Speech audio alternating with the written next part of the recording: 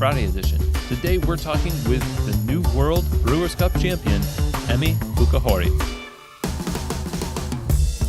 Hey everybody, and welcome to another episode of Keys to the Shop, this Founder Friday edition. My name is Chris DeFurio. I'm your host for the show, and this November's Founder Friday, we get to talk with Emi Fukahori, who is the new World Brewers Cup Champion. She's the first female Brewers Cup Champion, and she is also the co-owner of MAME Coffee in Zurich, Switzerland.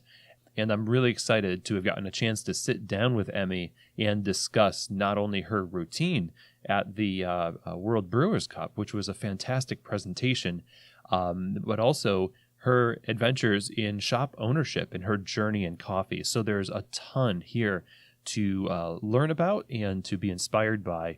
Of course, this show would not be possible were it not for the generous support of our sponsors.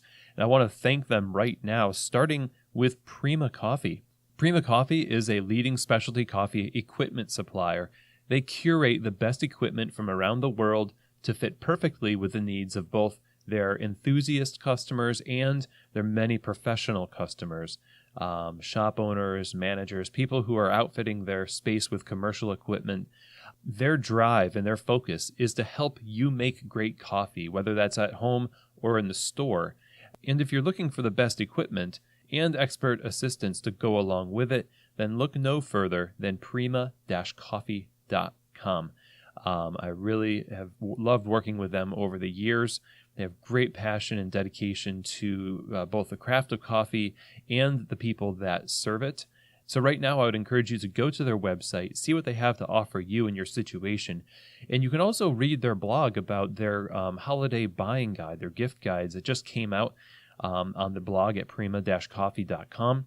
Definitely something you want to be tuned in for. Sign up also for the Deals newsletter at prima-coffee.com/deals. And when you go to their website and you're checking out, be sure to let them know that Keys to the Shop sent you. And my thanks to Prima for their support of this show. Now, this show is also brought to you by Pacific Foods, the fine folks behind the Barista series line of non-dairy performance beverages. Those are designed specifically for professional baristas and the standards for excellence that professional baristas demand. So you could be making a latte with their almond milk, soy, coconut rice, or oat milk. It doesn't matter. Its ability to take the heat from steaming, produce an unmatched silky texture, and keep the flavor balance focused on coffee makes it just the perfect choice for your cafe's menu.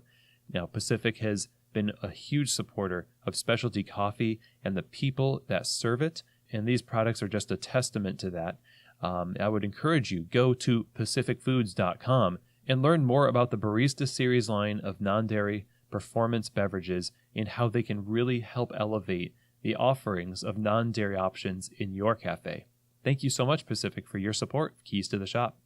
Well, today on Founder Friday, we're not only talking with a founder of a great coffee bar in Zurich, Switzerland, MAME Coffee. We are talking with the new World Brewers Cup champion, Emi Fukahori. And it was just a delightful conversation. I enjoyed really getting to know more about her journey and diving into the details of her presentation as well. And you'll see through this conversation that so much of her story in coffee is seen in this presentation. We have linked to that video of her presentation in the show notes. Emi was born in Japan and now lives in Zurich since 2010. She's lived in Zurich, Switzerland. She studied tourism originally and worked in tourism until coffee got a hold of her. She started competing almost right away in 2015 and started MAME Coffee in Zurich, Switzerland in 2016. Emi has a number of titles to her name, including 2015 Swiss Barista Champion. She is the third place Swiss Brewers Cup Champion in 2017. And then, of course, this year, she won the Swiss Brewers Cup Championship and then now has been crowned the World Brewers Cup Champion and is the first female Brewers Cup Champion on top of that. So this is a monumental victory. And in this conversation, we get to dive into all that went into preparing for this competition, what led up to this for her, and why she chose to use the brewing methods that she used, the coffee, the approach that she had to interacting with the judges, and how it all really ties into the way that she lives her life as a coffee professional, both on the stage and at her shop that she runs with her partner, Mathieu, who is himself a barista champion of Switzerland. And so there is a lot to talk about here. So let's dive right into this wonderful conversation with your new World Brewers Cup champion, Emi Fukahori. Emi, welcome to Keys to the Shop. So happy to have you here. Thank you very much. I'm also happy to be on this show with you. Oh, and hey, congratulations. Thank you very much. How does it feel to be the WBrC champion? I'm over happy, and it's quite unreal to think that I just won the championship. It's obviously one of the clear reasons why we all competitors compete, and that's such an honor to be crowned as the first World Brewers Cup champion as a female. And it means a lot to me, but yes, it is still unreal. That's my actually honest feeling. Yeah, so you've had some time to process it now, and you're back home in Zurich? Yes, I am back home. I did have some time to process it, yet it's not still enough. I'm still thrilled about that event. That was a week ago. And then I'm processing it more slowly. Yes. Well, it is absolutely a monumental win, and congratulations again. I'm really I want to kind of dive into a little bit about your routine, and then we want to talk about what you do in Zurich and about your business and your career in coffee. Your routine was just awesome, and you presented such kind of a cutting-edge take on coffee technique and the variety you offer to the judges. And just can you describe what kind of experience did you want the judges to have in your presentation? Sure. So my biggest purpose of that show, after training for a couple of months, was truly the cafe experience that I daily have with my customers in my coffee shops in Zurich. I've been competing for 4 years now. This is my 4th year, both nationally and internationally. And that was my 2nd time on the world stage. First time as a brewer, but 2nd time on the world stage itself.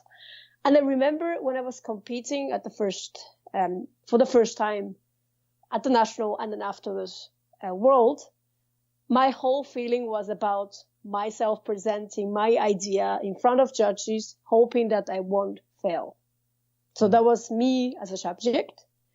And then throughout years of me competing, that attitude actually swapped into a different direction, meaning could I pass to judges as information so that they can enjoy it, or they can find it entertaining, or they can like the coffee I serve as much as I like my coffee. So that's actually one of the biggest purposes that I set up my 10 minutes as simple as possible, informative, but still entertaining, and feeling that, wow, so I hope the coffee that I described would taste like she said. Just as simple as that. That's actually what I do every day at the cafe. Mm-hmm. And I love it. I enjoy doing this with my customers, and they entertain me because they are entertained by me. And that relationship that I have every day, I wanted to bring it to the judges because they are very nervous as I am. And I learned that, and also it's a fact, everybody told me, but obviously I learned that they are here for us to make as good points as possible. So they're not there to look for my failures, but they are here to support me, enjoy my show, and hoping that what I say is true in a cup. So I made it simple so that they can enjoy the cafe experience like they would have in any coffee shop. That's brilliant. Yeah, obviously it worked. And yeah, the basis of your whole presentation, of course, is the coffee, choosing the right coffee for accomplishing that. And you chose a very rare variety. It was a mutation of a Bourbon variety. Mm-hmm. Can you describe a little bit about how you came to find that coffee and choose it for this routine? Sure. So when I have a competition in front of me, I always do the same thing. I try to think what I would like to achieve, so what I would like to perform or introduce, and how can I find the best coffee that is there. And then I always try to do that blindly. So I don't have any specific variety, origin, process, anything expecting, but I would like to taste them. I would like to cup them blindly. But then this time, my partner Mathieu, he was placed third this year in Amsterdam for WBrC, and as a prize, he was invited to the Terra farm with other finalists. And he was there on the farm in Brazil in this August, and he brought some coffees to me as samples because he had been impressed by how high quality coffees that they could provide. And me, as I said, I wanted to try them blindly, so I asked him to kindly set up cuppings, and I didn't know which one was what. I only knew that they were coming from his trip in Brazil. And to be really frank, I thought that the Brazilian coffees are for coffees that is rather comfort, straightforward, not negatively meant, but not that complex. Sure. In a sense that it's being chocolatey, full body, nutty, nothing is wrong about it, but I just didn't link with my World Brewers Cup Championship. So my expectation was not there. I said, okay, it's going to be my first cupping for my coffee selection of WBrC. So as a practice, almost, I'll be happy to try because obviously Mathieu was saying those coffees are fantastic. And then I, of course, believe him. But again, it was all from Brazil. I was expecting chocolatey, nutty, and full-bodied. So he said 15 coffees in front of me. I didn't know what is what. And especially 4 coffees out of that 15 were just stunning. And one was just approaching me and said, take me, because I'm so special and I'm so unique and I'm so delicious. You have to take me. So I'm like, yeah, okay, I do. That was Lorena. And again, I was saying that was about my discoveries. And I discovered that the variety for the first time there. And obviously, after researching it, it is not the new variety. It was rather forgotten variety that is difficult to grow. And me being a barista, I just didn't have opportunity to get to know the coffee until then. But then that moment, I discovered a coffee and I was just blown away. So that was how I decided the coffee. And then everything else just happened around it. So that was sometime in end of September or end of August. And yeah, that's how I met Lorena for the first time. Excellent. A match made in heaven. That's awesome. Yeah. And the theme of your presentation that you stated at the end of discovery and sharing fits perfectly just how you discovered that coffee for the first time yourself and sharing it with the judges. You just exuded a lot of that. Probably it's same kind of excitement you had at the cupping table was obvious in front of the judges table. Great. That was my goal. Yeah, I was really excited. Yes. So when you're handling a coffee that you're really excited about, and then you look at the options to present it, it can be kind of daunting because there are endless numbers of brewing devices that you could use, and you settled on one, and then you added a kind of a newer technique to it. Describe to us the brewer, the tool you use to extract this coffee, and then how the multi-level temperature extraction came to play. So once I found this Lorena, after actually trying different coffees just to be sure, but then my decision was quite clear. So, okay, we take this Lorena. all right, so once we decided on that, I tried to understand how this Lorina particularly works. So how does this Lorina like if I pour hot water? How hot? Low? High? How long? How is it drip? Is it immersion?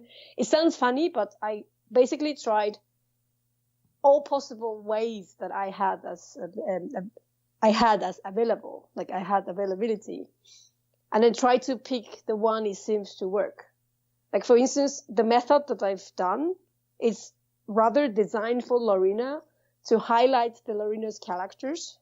So being, it's hard to be bitter because there's less caffeine, and it's quite exciting to have different types of layers and different types of acidities that Lorina contains. But then I was always thinking, how can I highlight that extracted in a cup? So I, ended up designing the way I did on the stage after trying different times of different methods. And then I tried to combine them. I did something first, and then, for instance, hotter temperature first or lower temperature first. How long? I did it different types of length, but longer, shorter. And I realized that specific Lorina liked it to be treated with different temperature, water temperatures. And it was also about, is it closed for how long, and is it dripping for how long? So if I kind of missed the puzzles, the Lorina wouldn't have tasted the way I wanted Lorina to taste. So it was quite interesting, but then also playing the puzzles almost. And it was challenging because, as you can imagine, Lorina being roasted changes every day. So how long to be degassed, or how long to shine, when is the peak, when it started to drop. And this was by nature changing every day. So it was an enormous amount of challenges. And if I think back now, it was one of my best times, or best prize, so to say, of this championship. Obviously, I'm very happy with the title, but that period taught me a lot, and also different behaviors depending on the coffee. So it made me insecure in a positive way, that I wanted to learn more. So that period with Lorina, playing around, was one of my highlights of the championship. Yeah. So hitting those flavor notes, all of the red grape, it sounds like red grape was a dominant characteristic of the coffee. And then the notes that were on top of that red grape foundation, if you opened it up a little bit more or less than what you did in practice, you're going to not get those things. That's pretty nerve-wracking. Yeah, well, I was really hoping to have it designed in a cup, and that's also something that I was very, very happy about, that the coffee tasted the best of the best on the final day. Mm-hmm. So I was really lucky. So in terms of getting everything to work together on the day, there's so much practice that goes into this. And like a lot of competitors at the world stage, you used a coach. Can you describe your experience with that, and like why you decided to use a coach? Yeah. So as I said, I've been competing for 4 years, and I always had nice opportunities or nice encounters with people who have more experienced, so that I can learn from them. And this year particularly, I wanted a coach who could bounce with me for ideas. So it was not the coach that was telling me what to do. I was not asking him, so to say, so here's my coffee, here's my device, what can I do with this? It was more about, so I have this coffee that I really like for these reasons, and I would like to maximize and highlight that characters in a cup. And then I think with that method, this would work like this. What do you think, my dear coach? And then my coach was Tetsuya. I'll come back to him a little bit later. But then Tetsu would say, with his experience and understanding, he would either, say no to my idea, but with the concrete reasons, with the solutions that he thinks, and then we can try it together. And if he says yes, but the same thing, he would like to improve it for me, that we can do it together. So it was not only finding my way, but also finding my way with him so that I can learn. And the next time when something similar happens, I have the knowledge to solve it myself. So this time I really needed a coach that has experience at the similar stages. So I picked Tetsu, and then also we met each other in 2015 when he was WBrC Champion of Japan in Seattle, and I was competing for Switzerland as a barista at the time, and we met each other there as friends. So since then, and also afterwards, with his big success, I was always looking up to him. And once when I won the national championship this year, so for me, he was the guy I wanted to ask, so that I can take an opportunity to bounce with him and see where I can go with the coffee that I chose. Excellent. So with your discovering this coffee, with practicing the extractions, bouncing ideas off a coach, all of the factors that go into this, why do you think you won? In the end, what do you attribute your success to? So I think I have two thoughts about it. Say like this. One was that, again, as I said, I was very lucky on the day. My coffee tasted the best on the final day, best of the best ever that I could wish for. And this was a pure luck. Not that I cannot plan it, but a lot of competitors, including myself, fight for this fact that your coffee hopefully shines the best on the day. So we competitors all prepare ourselves to have it ready perfectly on the day, hoping that the judges would agree with what we all say. Not as an imaginary, but because we know that the coffee will taste like this, we hope to have the best condition on the best day. So I was very lucky because, as I said, on the final day, I never had such a really nice cup of Lorena ever. So I was very lucky. And obviously every competitor has a different approach towards competition. And for me this year, as a fourth year, I really wanted to bring a coffee experience or cafe experience with the coffee that I really truly believe in. And here maybe also adds a bit of luck that I could discover a coffee that was quite unusual. And I've selected it not because of Brazilian coffee held in Brazil, but all those like nice encounters came into pieces, and then I could manage to wrap it up together. And the message that I wanted to pass on simply got passed on to the judges. So I felt very connected to them when I was doing the performance. And I really, truly enjoyed the 10 minutes. It was quite unusual to say, because I'm normally not how can I say? I'm not a performer. I'm not 100% secure feeling when I'm in front of thousands of people, especially presenting, the country that you live in and all the responsibilities in the shoulders. I rather freak out. So it's not really my nature. But that time I could fully be myself and then enjoyed 10 minutes, and then I could feel the connection with the judges. So obviously that's what all we competitors wish to, and obvious reasons that, you have your coffee at the best, and I feel so good and I feel connected, and those attributes help me to act as I would like to, and then I could deliver that. So maybe that's why. There's so many variables, and taking all of that and wrapping it into one package requires a lot of intentionality and a lot of awareness of what's going on, and constantly tweaking things. And so obviously the everything kind of came together at the right time, and your efforts paid off. And also why I think I won.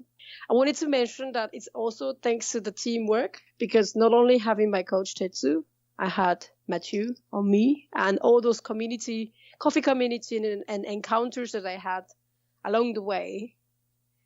Obviously, of course, a lot of competitors are supported, and we're all happy about it. But particularly for me, that meant a lot. So this, I would like to embed why I could perform.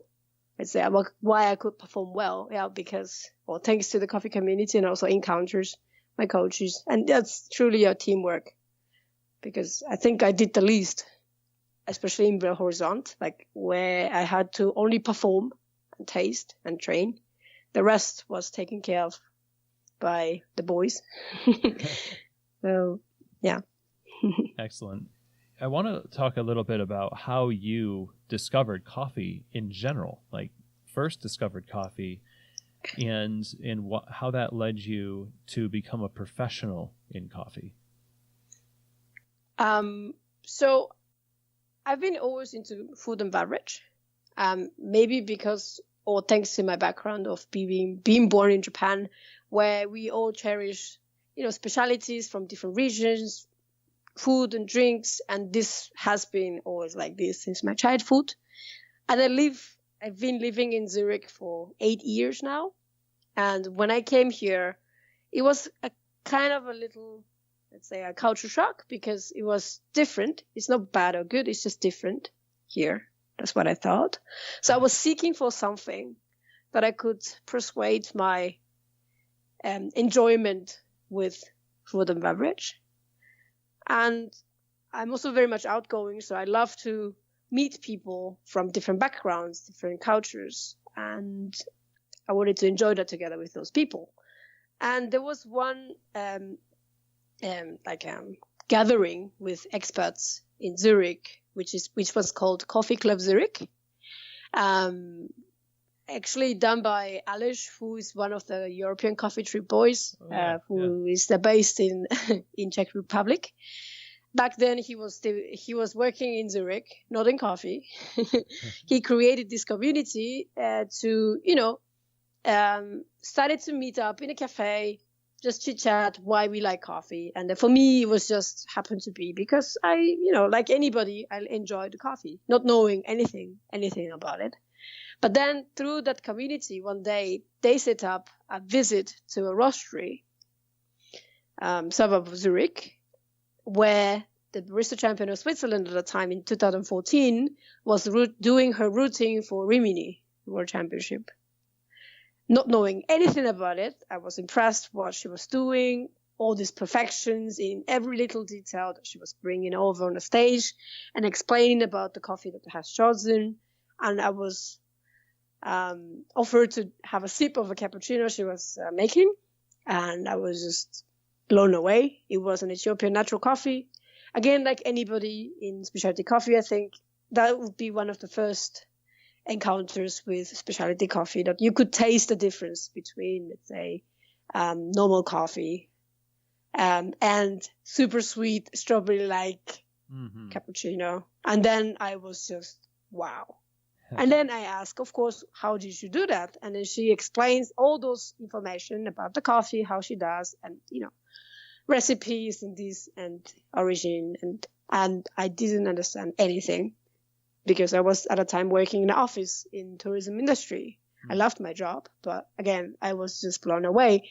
And all those flavors and the taste buds in your tongue, my tongue, was just screaming for more. And there, I think that was my first discovery of specialty coffee. And then her roaster and the trainer, the same person, Philip, he asked me if I want to learn more. And then I said yes. And then he said, then compete. I'm like, okay, yeah, I do that because I wanted to understand what's going on. It's interesting what you guys are doing. It's very professional. So I would like to learn. So then I think he kindly offered that, not expecting anything. Me, I simply took it as such an offer. I was so thrilled. So after work, I would every day go to his place and he would show me, so today we do an extraction. And then I would go, what is extraction? And he would say, okay, nice. You have a coffee. You have to grind them. You have to tamp them. And you have to insert it in the machine and start and stop the extraction. So, okay. Or one day he comes and says, okay, today we would foam the milk. And this is a steamer, that's the switch, and you have to insert the steamer and then foam the milk. And then he demonstrates it, and then I'm like, it looks very easy. Of course not. Of course not. So half year of this failing and trying, but because I loved it so much, because the flavors that you get out of the coffee was just fascinating and just incredibly fascinating. And that kept me on going. And then after half year, I was, competing. And then I won the Barista Championship. Mm-hmm. Not knowing anything again. And my knowledge still little, but at that time even smaller. And then with the fact that I won, I could go to Seattle. And that's where I thought, wow, the world of coffee is so deep. And you can approach from every different directions. You can come from a passion like I have, or I still do, or you can also come from a business perspective like I do now, and you can come really from seeds to cup. But there were coffee professionals, everybody was taking everything so seriously, and that looked just awesome. I wanted to join them. Mm-hmm. So after the WBC in 2015, not mentioning what I've done there, it was more about, wow, I have so much to learn. I would love to learn. I would like to then take it seriously. So I slowly then started to take it more and more. So that's how I entered my coffee career. But I was still working in the office. I quit for the first time, I think, after all, in 2016. That's how I changed my careers. Was that a pretty scary move for you, or was it something you were just excited about with no nerves? No, so how can I say? I'm a person who is driven by what I like or what I like doing. So not hating what I was doing then, but the interest and love and curiosity towards coffee. There was a point that took over my curiosity towards tourism. So since then I was clear. It was more about finding the timing when to change my careers, not if I should change or not. So it was never scary, let's say. It was more about, like, frankly said, like, am I enough to jump into the industry? Because the impact that I had in Seattle was so big that I felt really worthless. I'm not like doing anything to the industry, but I'm rather taking from the industry. So I felt so bad that I was so bad. I wanted to kind of get my hands on and try to understand what others are doing and hopefully contributing a little bit back to people that are nice to me, and then try to give what they have. But I was feeling that I was taking a lot. But then in order to break that, there was a timing that my curiosity took over, and then I said, okay, I would like to learn more. So if I want to do it, I would like to devote myself. So that was the time that I said, okay, then I go for it. So it was 100% in. So this is the beginning of your shop, I assume? Actually not. I was working as a barista for half a year in a small specialty coffee shop in Zurich that was already existing. But the girls who were running it decided to close the shop, but then concentrate on the roastery. But then that was the time, that was the middle of 2016. But then that was the time that I said, okay, if they're not opening their cafe, I would like to then have my own, because at the time the scene was quite quiet. Then I wanted to have a community or a place where, a coffee community can grow. And that's when I decided with Mathieu to open my coffee shop, or our coffee shop. So founding MAME, this is a store that is a multi-roaster store. Right. It is run by two champions. And, Mathieu is a 3-time Swiss champion. And I think I saw in a Instagram story the rack of trophies in your shop. Yeah. So that's a pretty unique situation to find yourself in. Describe to me what you both wanted to accomplish with this shop. There's coffee shops that just set up to try to do what everyone else does, and then there are champions who kind of join forces and start this shop. So what is it that your vision is for this coffee house? Right. So Mathieu and I met through coffee, and he also has a similar background as me, that he was working in a corporate, and now he switched his careers. But then the story behind MAME is quite let's say, simple. And we want to keep it simple because that's actually the truth. The reason why we founded MAME was a true love towards coffee. It sounds really cheesy, but it is true. We wanted to live out of our passion. And because we were so lucky finding what we really enjoy doing, we really hope to make a living out of this, hoping that it would work out. So yes, with these titles, and now this year, 2018, is crazy for both of us, but really coming to the origin, it was really truly with the hope that it would work out so that we can live out of coffee. It's hard, but it's been enjoyable, and that's how we really take it. Yes, we are both champions. We love competing. But yeah, the reason why we founded was we wanted to have a place that we can drink a good coffee every day, we believe, hopefully with a community that shares the thoughts, and make coffee and make money out of this so that we can live. Mm-hmm. We didn't want more. Well, we didn't expect to have more because we see that the business, I think it's everywhere the same. It is hard. It is a hard business. And in Switzerland where, living cost is quite high, and all the costing and the labor cost and everything cost a lot. We just simply hoped that it would work so that we can keep learning and competing and making coffee. So how has it been going? It's been great. Once again, it's not an easy path, and especially it's been 2 years, entering a third year now. At the beginning, since, as I said, the coffee scene in Switzerland was rather quiet when it comes to specialty coffee. I wouldn't say there was none, but it's rather quiet. But then we were very lucky with the timing. Like Colin Hammond was saying with you, talking about it when you guys had a podcast together. Mm-hmm. We've been very lucky with the timing. I think the food and beverage scene in Zurich was just ready to enjoy something special and unique when it comes to coffee. So we've been lucky from the first year. We had audience for curious who kept coming, bringing their friends. So small, surely, but then certainly there is a community. So with the great support of this community, it is hard, but it's getting there. Now we have 2 shops. We started as one. We opened a second shop this year, just right after Mathieu's WBrC. Oh, great.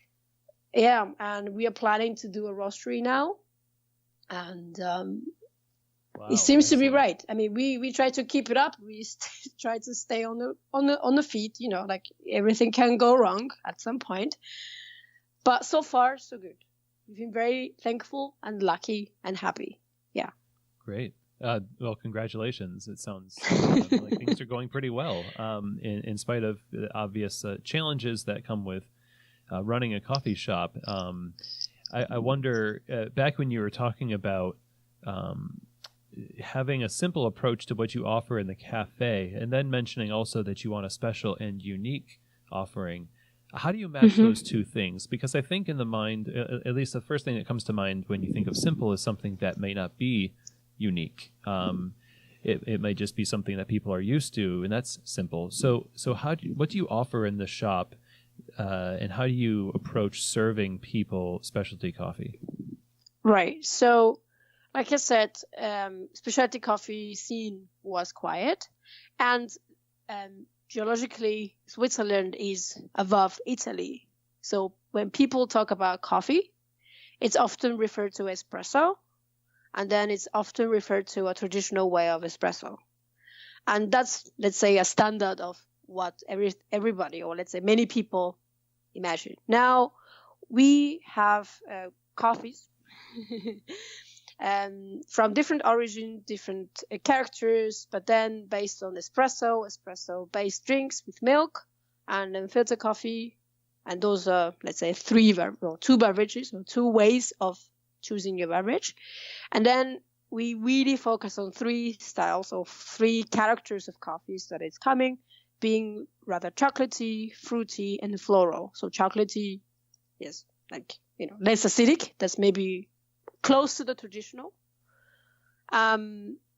fruity, going a little bit adventurous, and then floral. And then every single drink we make, we go with a precisely made recipe so that every time customers come back, they won't have the same coffee, but they would get what they're expecting. Now, the first year when we opened MAME, we had to explain, we wanted to communicate with every single customer what we are doing. And with the curiosity of the audience, which was small but growing, I could have a chance to chit chat with them, even like 10 seconds.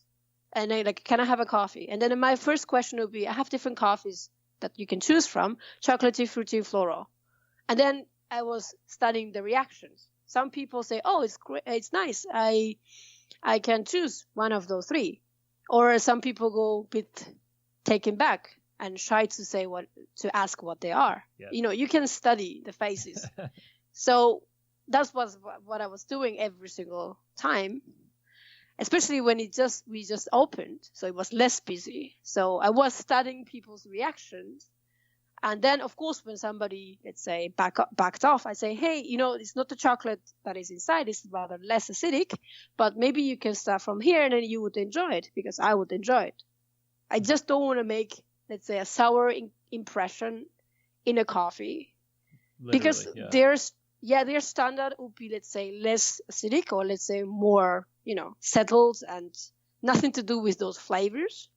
But then even the chocolatey one is already different from what they're used to. So here I want to make a bridge and say, hey, I'm serving you something different, kind of similar to what you know. But then there's a reason why this coffee tastes like that. So believe me, I try to prepare the way I think is the best. So I hope you like it. So that was our approach. It still is the approach that we have with a traditional mindset or traditional picture towards coffee and specialty coffee. How do people react to you both being barista champions?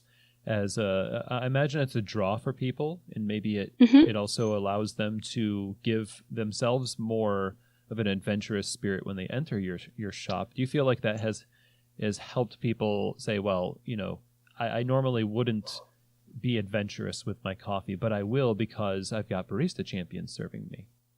Yes, totally. So that was also something that I have to thank my customers because they took it like exactly how you described. Having two champions as owners, and we do work there. It's not that we own the cafes and, lay back on the beach. We work a lot and we enjoy working there. And yes, the titles do help, especially rather not convincing them in a forcing way, but it's more like, I enjoy drinking wine, and if I would like to buy me a bottle of wine, because it's so diverse, I would go to a sommelier and then I would ask him or her, and then I would tell them that I'm looking for wine, and if I see that the person is knowledgeable with a title, and then I would maybe feel comfortable or maybe excited to share what I'm looking for, so that hoping that the person can arrange it for me on the day one, not knowing what I'm getting. But that kind of triggers my curiosity. So this often happens. So even like people who wouldn't maybe necessarily be super coffee lovers or coffee fanatics, by chance they found MAME and they enter and they want the coffee. And some people do give us signals that they don't have time or they're not interested, and then we back off. We don't ask anything. But then we try to study. So what could that person enjoy? So mostly in that situation, I would go with the easy, comfort, chocolatey coffee, not asking a lot of questions. But even this situation, people would come back and say, hey, the coffee was so good. What was it? And that's already like a nice way. Here we go. Okay, the person is interested. And then whatever we say then. And we also put a lot of efforts and knowledge, as much as we know from championships. So yes, it does help, and I hope that we can trigger like a hidden interest from customers by holding and presenting the titles. That's awesome that it builds so many inroads to conversations and buy-in moments for the customer. Do you ever find that it is hard to overcome an expectation that people might have of you and your shop because it may be not to say that you're not doing an awesome job, but sometimes people's expectations can be unrealistic in terms of, I mean, it's a shop and the human beings are running this shop. Do you run into that sometimes? Sure. I mean, again, I'm being honest. It's obviously impossible to satisfy every single customer who walks in. I mean, we wish we could. But even if it was not, let's say, what a customer was wishing to have or not expected to have or expecting to have, we try, even that situation, we try to handle it as well as possible that the person is not upset. I mean, this also happens regularly, right? I mean, you go to a restaurant, you order something and you had expectation but didn't taste as expected. Doesn't mean it was bad. So we at least try to put that situation in this way rather than, it was not what I was expecting, I didn't like it. Because it is truly a pity. I feel quite responsible for being the last person of making a coffee and serving it. And then that's the last destination. After, cultivated in a farm, imported, roasted, delivered, packaged, and then sold. And I'm the last person. And that customer can judge the coffee because of me. Yeah. Even if it was not expected, even if it was surprising could be positive, surprising could be negative. And that's actually depending on me. Not necessarily the way I prepare the coffee, but it's more like how I approach them and how I can, let's say, cope with the situation. Even if after they got upset, I try to then solve it so that it was not expected, but it was okay. So that, the coffee doesn't get attacked. It's like, the coffee was bad. It is so easy to criticize the coffee, but it could be because of me or it was a wrong choice or whatever. So I try really hard to avoid that. That's really interesting. That mantle of responsibility that we have in the shop is such a important one, of course, and how you're describing it as if it's on you, then you can solve it. But the chain reaction, if we let the customer blame the coffee, is that they end up never buying Brazil, for instance, again. Yeah. It's really responsible. I mean, it's a huge responsibility, right? So I try to enjoy this rather than taking it too much on the shoulders and then say, I try my best to kind of presenting it in a different way. I feel like if you both being multi-time barista champions, running a shop with such intent, can still run into these issues, and in a shop is always sort of a grab bag of experiences, and the rest of us should console ourselves that, like you said, we can't please everybody. And we should just do like what you did with your presentation. You're working to communicate your discoveries, your passions to the judges, in this case, customers, right? Right. Every day, just get better and better, and give yourself some grace, I guess, in the process. Well, we try, and believe me, of course, humans could be very weird, but in the end, we know what we don't like and we like, right? I mean, in the end, it's just a coffee. And in the end, it was just a cafe that they entered. And then when they're upset, you as a barista know what to do. It's quite simple. And for me, it's a part of the job. Besides being technically skilled and experienced in terms of making coffee, but, handling this and presenting as well as you can with what you have in front of you, for me, it's actually a bit more important than being able to make a coffee. Yeah. So, yeah. Well said. So, going on your learning journey in different levels, first as a basically home barista, and then competition, and now shop ownership. Right. What have been some of the challenges that you've encountered that have really caused you to learn the most as a shop owner, that maybe competition and what you had learned previously didn't prepare you for, that you learned right in this moment? Yeah, so competition and keeping competing made me know more about coffee. And when it comes to running a business, I am still and super junior to this. But that's where I really appreciate my better half, Mathieu, who is more mature, older, and have bigger experience in managing people. So for me, managing people in a sense that I can manage them so they perform well would be a biggest challenge because everybody reacts differently. So I'm hoping to be able to guide every single person as well as possible that they can perform, but obviously that is difficult. And I'm very much emotional person, so when it's something difficult and then I don't know how to solve it, so I get really emotional. And then comes my better half, who has better knowledge and also calmer, and he always has different approaches to every single thing we have, and that helps me a lot because that adds me. He completes me in a sense that we can manage the business together. So I'm learning, but managing people, that would be my homework / challenge since we started the business. Because once we, obviously when you're competing, we do have to manage ourselves, including others, and, coordinating with each other and stuff like that. But when it comes to business, it's a different story. I mean, in a different level. So being employed in a company as a staff in a previous job, I'm now managing people. And again, another responsibility is on my shoulders that their living is actually on us, and I want to do well for them. And that's a big challenge. No doubt. That's definitely over the last couple of years doing this show. That's a common challenge in management and leadership. How many staff do you have now?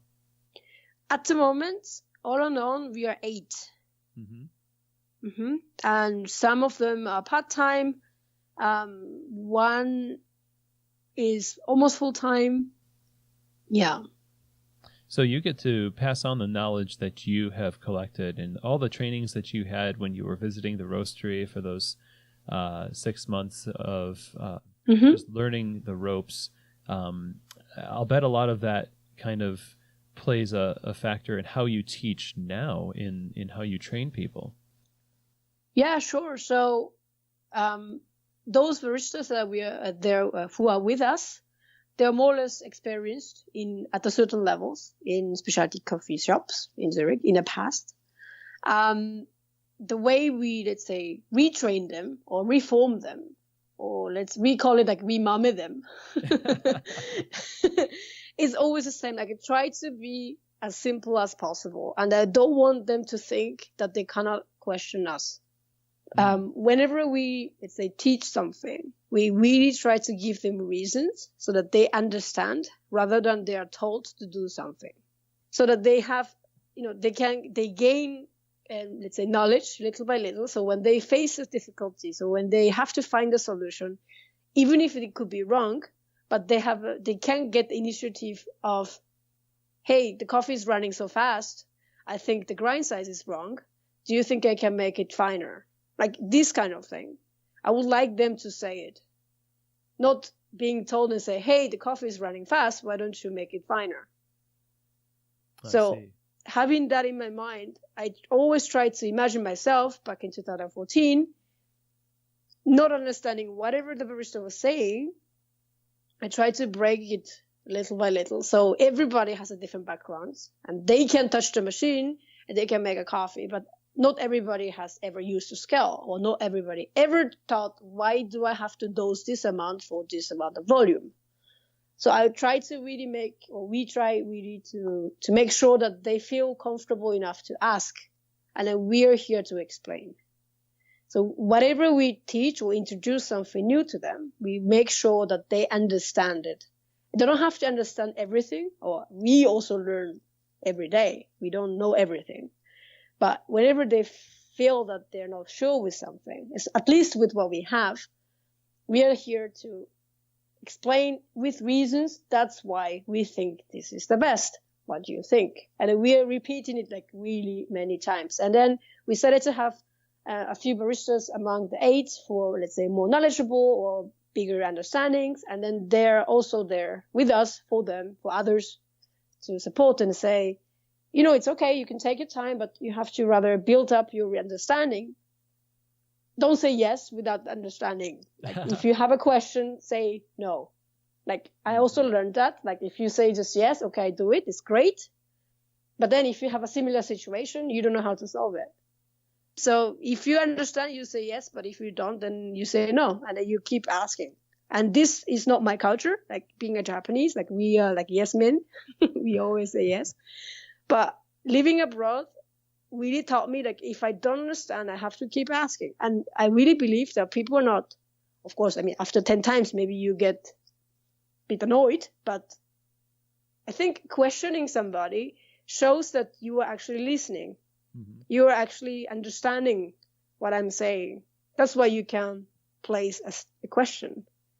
I feel like that's really something that you can, as a trainer or an owner, somebody training somebody, that you could take away from them by being annoyed by the questions because they're not taking your word for it. That would damage people's understanding, and then the customers don't get their questions answered because the baristas don't know.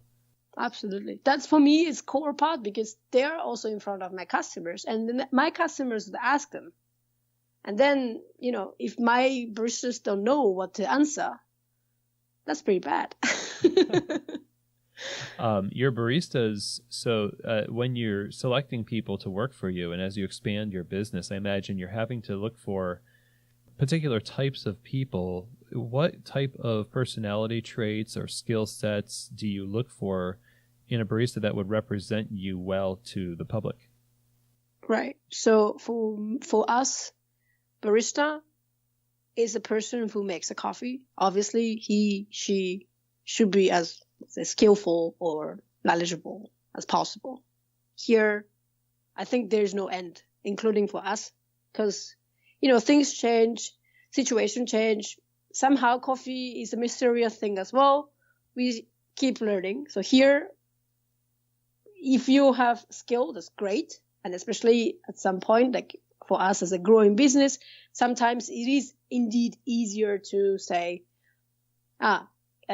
we'd better get the experienced barista because we need somebody who can just jump on the machine and deliver. That's, I think I have no doubt, like it's obviously appreciated. However, we also really, really value somebody who can bring their personality and keen on learning more. So there is no end, and then you believe so. And it's okay about it. You are not perfect. I'm not perfect. Mathieu is not perfect. Emi is not perfect. That's fine. So let's make it as good as possible. So it's not about how much you can bring, but how much you like to do with us. How much do you want to grow? How much do you want to absorb from whatever we are doing? So you see it as a chance to get to know that world rather than a threat that you have to be like one of us. It is absolutely not the case. I mean, if you're competing, that's great. And if it's a motivation to compete, that's even better. I mean, we love competitors because we are calibrated, let's say. But one thing we really value is really the motivation and also willingness. And then this also goes to customer service. For me, it's absolutely a crucial part that our customers feel happy to come to MAME because of our baristas. They shouldn't come because of our titles. They should come looking forward, having a good coffee done by our baristas, and they're communicating with those customers like we would do. So similar value-oriented people, which is quite hard, of course. Sure. But that's where we see how ready are you to say how much you don't know, so you like to improve. How ready are you to say, I'm so excited about this coffee that I would like to so brew for you. I hope you like it. Instead of, I know this because it's from here. It's processed in this way. And the process means X, Y, Z and tastes like this. Those nice let's say, package information. It's great to memorize, but I would like them to associate with experience that my customers are having, so that our customers get excited, motivated to try something new, and motivated to come back and build up a relationship. And that's, for me, like a humanity, caring spirit. There's one word in Japanese that I have in my head, and then I was looking for it in English word. It's not really hospitality spirit. Maybe it is. But in Japanese, it's said omotenashi. That means like you're caring for somebody. It's your pleasure.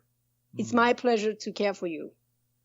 And that spirit is, for me, essential. So when we meet a new barista who would like to join us, of course, we ask how skillful they are as a barista, but also how caring are you? Is it for you a pleasure to care about others? That's wonderful. People do look for a place, especially around coffee, since it's a ritual that they have where they can feel comfortable and welcomed and put their trust in the people who are making that coffee for them. And right. Yeah, that's definitely a challenge, but so wonderful when you get those people.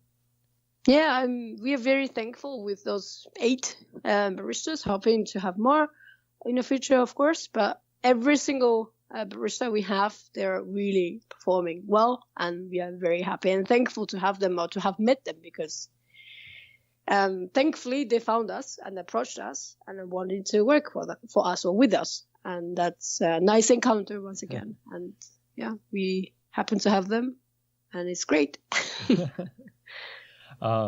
So when people build trust in a company, oftentimes there's not much place to go beyond the counter to learn more about coffee. I know you do a lot of education through cuppings. You've got a nice long table right there in the front of your cafe, and right. Do educational sessions. Those seem like the next level of customers interacting with you and your staff.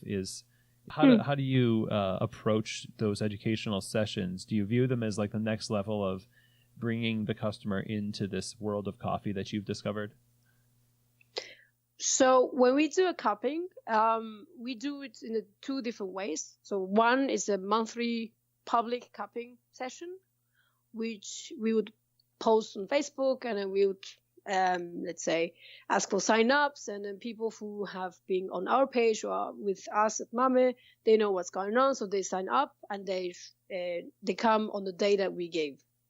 So that's where we would like to, showcase new rosters or new coffees, or now it's a championship time, so we exchanged among competitors, we exchanged our coffees.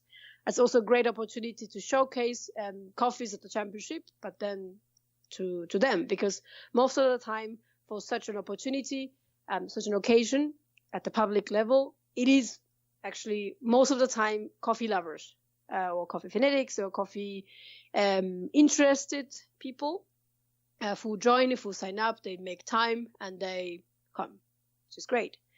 That's more like a, let's say, casual way, but still kind of like a nice keep-up event among each other. And then we also sometimes do like a fruits degustation, which means from a flavor wheel, we dilute the fruits, like seasonals, and then we put it in the water, and we don't know which one is what, and then we taste them, and then afterwards we say what it is. And then, for me, like apples, they're like super mysterious. Like green apple, red apple, they taste so similar.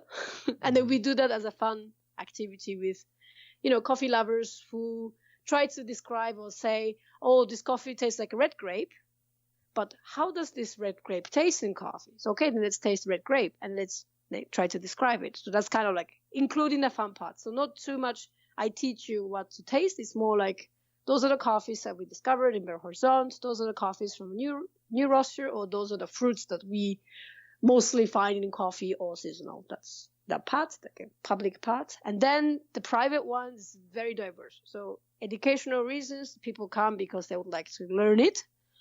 Or we also have the same amount team buildings from companies or associations or groups or birthday presents, or, so they're just taking it as an event, but privately. So we find a date, adjust it for them. We do a cupping session. And then here I try really hard to understand what they're looking for. So it should be like, does it have to be educational, or does it have to be fun, or is somebody looking for something specific? Is it too overwhelming, or is it entertaining? Like stuff like this. So we design what kind of coffee we put on the table. So hoping that after the event, for both public and private, they did have a good time. They learned something. Depends on the groups, of course. Informative, but not too much. But it's all about sensory experience, hoping that they want to have more. So they would come back, or they would put more questions, or they start to question why the coffee tastes like this, or, you know, what kind of fruits, or I've never had star fruits in my life, but now I know what kind of taste the star fruits gives, or these things. Like, I would like to have a small gift of memory. That's kind of like leads to the education, but with especially those events, we don't want to overdo it. We want to still keep it fun, but informative. That's how we kind of differentiate both public and various private cuppings. Excellent. It strikes me that, you went to Seattle those years ago with the impression that you were taking a lot but not offering a lot. But, fast forward to where you are today, it seems like you're offering quite a bit.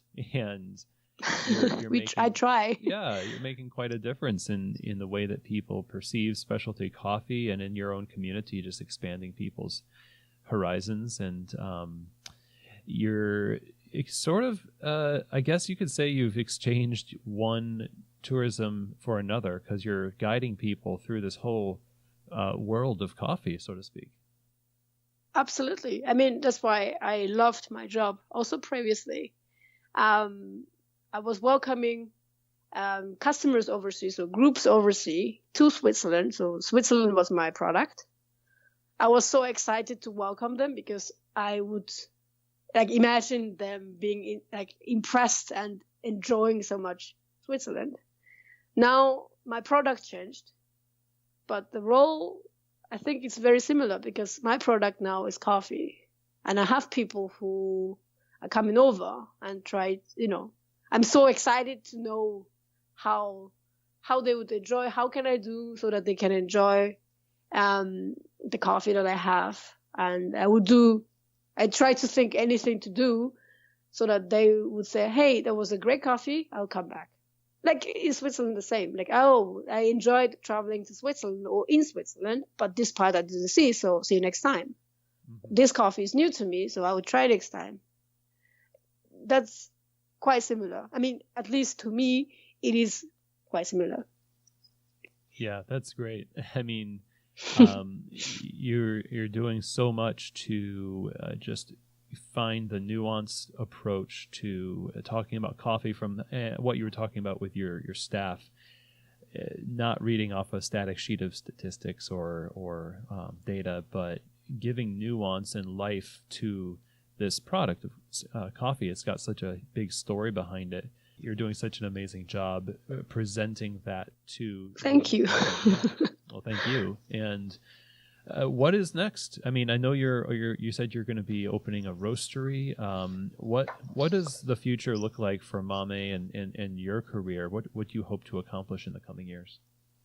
So since the start, and also throughout the 2 years now, growing little by little, Mathieu and I have a huge, we got really inspired by Coffee Collective in Denmark, Copenhagen, Denmark, saying that they have a few shops and they have a roastery established, and they deal with producers, not 20, 30, but a few producers that they always buy from. Because of the relationships, because of the long-term relationships that they can have between each other, including the training program for baristas that are working there, and that, let's say, empire. This is something we would really happy to have. Obviously, we can't have that now, so we would happily work for this. But that's one picture, big picture that we have. That would be really nice if we could build up a MAME as a few coffee shops. I don't want more, like, not like 20, 30, 50.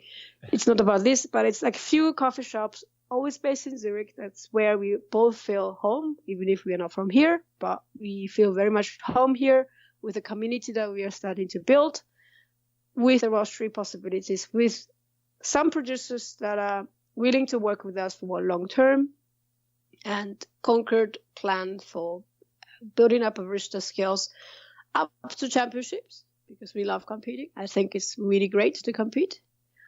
But also not forgetting the daily business, try to expand the community and loving coffee people more and more. That's kind of a big picture what we have. Now, in the coming years, yes, the quickest would be the roastery, but then we would like to do it like slow by slow. Yeah. We have to learn a lot again. It's a fun part. But competing in Brazil and representing Brazilian coffee also opened up our mindset about Brazilian coffees, that it has just full potential. And that's just one example. I don't think Brazil is the, let's say, end. It's more like, more countries are coming up, more producers are getting more innovative, and it's great to see. And it will be nice to get to know few producers that are happy to work with us, and hopefully, build up our relationships and a small little MAME empire. That's awesome. That sounds really exciting. I look forward to seeing that unfold. So to those listening who are budding coffee shop owners who have a passion for coffee and want to do similar to what you all have done in making a living off of what they're passionate about, what final advice would you have to them here? Yeah. So for me, both competing and working as a barista in a coffee shop before opening mine were really like essential experience that I could get. Now, competition is not, let's say, for everybody. It takes up a lot of time, and it is, let's say, it is definitely a nice thing to do, but I can imagine that it's not for everybody. But if somebody's thinking of opening own coffee shop, I strongly advise that that person should work as a barista first before opening your own cafe. Because you could see, or you can finally see what you as a barista have to do, regardless of being able to do it or not. It's more like we should understand what the barista as a job means. At the moment, not everybody thinks that it's like, let's say, a proper job. Some people think that it's just a student job. It's not a problem. But then for me, as a barista, as a job, it's not just making a coffee. Knowing how to make a coffee is not enough. And that's just kind of like even below the, let's say, a basic. Starting with this, some hospitality knowledge or human understanding, and also nerves to understand people and try to swallow what you're actually thinking, not losing your temper, but stay professional. And everything like this, all in all, this costs a lot of energy, and you need to be ready to do this. Mm-hmm. And that feeling that is difficult as a barista, I think it is absolutely essential to feel it and make sure if it's exactly what you would like to do or not is a key. Because obviously I don't think it's for everybody. Like I said, caring for somebody won't be a pleasure for every single person. Otherwise the world is like so beautiful. True. But if you're not, that's not the problem, but you shouldn't open a coffee shop, because it's not only about the coffee that you're serving. It's the community, it's the human, it's the emotion, it's everything. So if that is not what you would enjoy doing every single day, even if you wouldn't stand as a barista after opening a coffee shop, you'll be just an investor. But still, in my opinion, I think you should know what it's all about to be a barista, at least so that you kind of have a better understanding of having even a staff working for you. Is absolutely necessary to understand what they are going through, so that we as owners try to make it easier for them, because I cannot change the job. So they have to like what they're doing.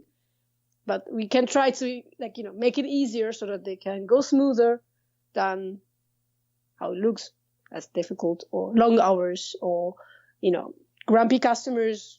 Like how to make them happy. Like it sounds so easy to say, but it's not easy actually. Mm-hmm. Like, are you ready to cope with those things? Like those would be challenging, and it's not always successful. But you have to be prepared. I think you should be prepared what a barista is as a job before doing anything. So for me, the 6 months after competing, but the 6 months as a barista was really helpful. Yes. That's excellent advice. Really, so much truth in what you just said. And you spare yourself some pain if it's not meant to be, and maybe your customers some pain too. But right. If it's meant for you, obviously this is something that you become versed in and absorb instead of getting surprised by it when you open your shop. You're like, oh no, I don't like people. I like coffee, but I don't like people. That's not good. I mean, really not good.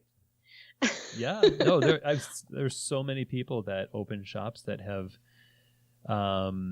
never really stretched their skills around, managing people, let alone, even employees, serving people and then serving your staff, of course. Obviously not talking to every single person, that's not a job, but try to understand what's going on in somebody's head. It's tiring, but it's fun as well. So if you find it fun, I think it's all right. But if you're not, maybe you should go back to computer. Because it doesn't speak, right? So, yeah. Well, this has really been a wonderful conversation. I'm really grateful that you've spent this long with us on the show, and I wonder how we can stay in touch with what you're up to and what's going on at MAME. Right. So at the moment, we're working on a website, but we are present in Facebook and Instagram. And me and Mathieu, we are also individually present in Instagram, strongly connected to MAME. And there we would really communicate with both international and national audience. It's great to see that a lot of things are being connected at the moment, like in South America, so like in Brazil. We are now in Europe, but I'm also Asian roots, so also in Asia, Japan. And we try to go a little bit more. So yeah, you can find us on the social media. Excellent. And we'll definitely link to those things in the show notes. Thank you very much. Yeah. So, thank you. Again, this was, like I said, it was wonderful to hear your journey and the wisdom that you've learned over the years working in coffee and doing such a great job representing it on the world stage. So congrats again. Thank you very much for the opportunity. I am really, really honored to be asked you to be here with you. It's really amazing. Yes. Thank you very much. Well, I'm really thankful that I got the opportunity to sit down with Emi and discuss these things. Such a great array of different topics that we got to cover in this conversation. And one common thread, at least from the way that I'm viewing it, is this idea that was central in her conversation with her judges and also with the people who come into her store at MAME. That is discovery and sharing. I love how that boils down essentially what we all do, what this whole complex interlaced industry is all about. Discovering great coffee, sharing the experience with others, and building relationships around that shared experience. And I really want to thank Emi for driving home that point, both on the stage and in this conversation with us. So thank you very much, Emi. We appreciate your time, sharing all that you've learned in specialty coffee with us, and we wish you the best in your journey as new World Brewers Cup Champion. Congrats. And if you're in Switzerland, if you're in Zurich, and you happen to be passing through Zurich, be sure to check out their cafe, follow them on social media, look out for that new website as it comes up, and we'll be linking to all of that in the iTunes show notes as well. So if you want the full show notes for this episode, which are the key takeaways in kind of a bullet point format, and think of it like the cliff notes for this conversation, then just go to keystotheshop.com and sign up for the newsletter. that gets sent out every couple of weeks, where you will get the breakdown of the most current episodes, all of the links as well that are discussed in the conversation. So if we talk about a book, if we talk about a website, and there's contact information mentioned by the guest, that's all going to be there.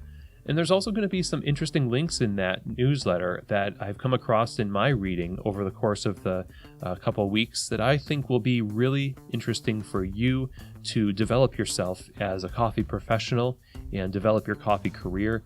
So definitely worth signing up for that newsletter.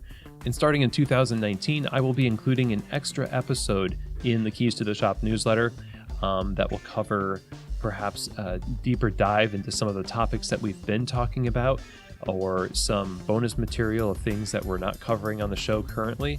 So you'll definitely want to be signed up to receive that as well.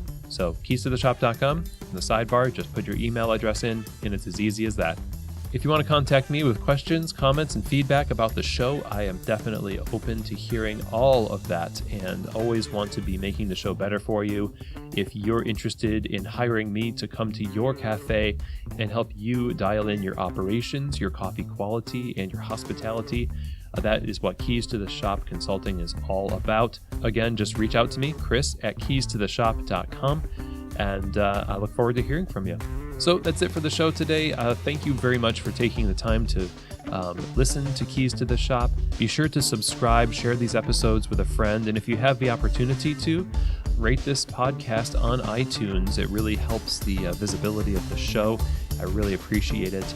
And until next week, I truly hope that this episode has given you keys to the shop.